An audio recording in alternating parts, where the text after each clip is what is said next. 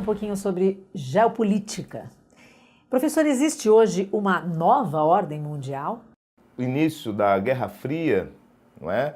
A ordem que se estabelecia era a tentativa de um grupo de países de implementar um sistema econômico único, o capitalismo, e um outro grupo, o sistema socialista. Não é? Isso se encerrou, essa ordem, com o final da Guerra Fria. Dos anos 90 para cá surgiu o que se chama de nova ordem mundial, que seria um mundo multipolar, que não seria mais a disputa entre dois polos, né? Entre os soviéticos liderando o bloco socialista e os Estados Unidos liderando o bloco capitalista. Ruiu o bloco socialista. Então os Estados Unidos apareceram como a potência mais forte para defender o capitalismo. Muitos diziam naquela época que o mundo entrava num momento unipolar, que só uma potência que daria os ditames do mundo. Não. Nós entramos num mundo multipolar, com vários países fortes, com um deles mais forte, que é nos Estados Unidos. Não é? Então tinha a Alemanha, o Japão e a China, que foi crescendo. Então vários países tinham força dentro da ONU, por exemplo, dentro da OMC, desses organismos multilaterais que envolvem vários países e que então eles ali desenvolviam vários acordos.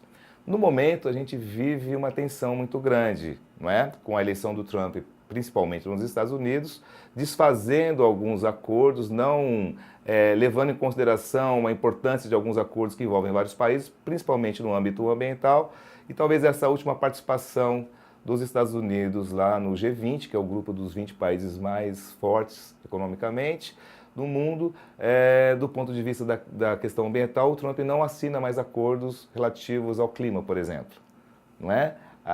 Então, muitos analistas saíram dali falando que todas as vezes em que as ordens são rompidas nesses acordos, começa a haver um desequilíbrio, então, entre os países, entre os grandes interesses dos grandes países principalmente, e, infelizmente, a gente olhando para a história, as formas de resolução, de busca de novo equilíbrio é por meio da guerra, não é? Não que necessariamente teremos guerra, mas as outras vezes em que isso aconteceu, a saída foi a guerra. Então a gente está num momento de reequilíbrio ou de busca de um novo equilíbrio. A forma como isso vai se resolver, a gente vai ver, né? A gente está para ver. Então, não sei se estamos numa nova ordem mundial, mas eu creio que ainda estamos na mesma ordem mundial, mas sofrendo um momento, passando por um momento difícil de reorganização de alguns acordos, né? E na sala de aula, eu acho que o professor serve como um catalisador de muitas informações que os alunos ouvem, né? Porque a gente ouve muito falar da eleição dos Estados Unidos, de guerra na Síria, de refugiados, tem muitos deles vindo para o Brasil, não é? Então, na sala de aula, trabalhar a questão de geopolítica e de nova ordem mundial significa trabalhar o interesse de países, e é super geográfico isso, porque é necessário entender onde o país se localiza, quais são os recursos naturais que eles têm no seu território, por que ele tem interesse em outra região, por que o interesse dos Estados Unidos no Oriente Médio gera guerra, né? A relação do Brasil, por exemplo, na América Latina com seus vizinhos, não é? Também é de uma importância fundamental e também faz parte de uma ordem mundial regional, a relação do Brasil com o mundo e com seus países vizinhos.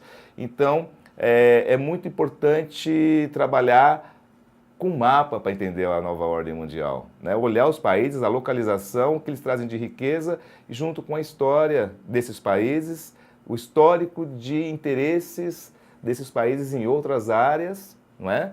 E entender momentos passados, as formas de resolução que esses países tiveram, não é? Para se localizar do ponto de vista da potência, do poder econômico e político no mundo, não é? Então é extremamente geográfico. Acho que o estudo da geopolítica da nova ordem mundial só faz sentido a partir do entendimento de como funciona a economia, a população,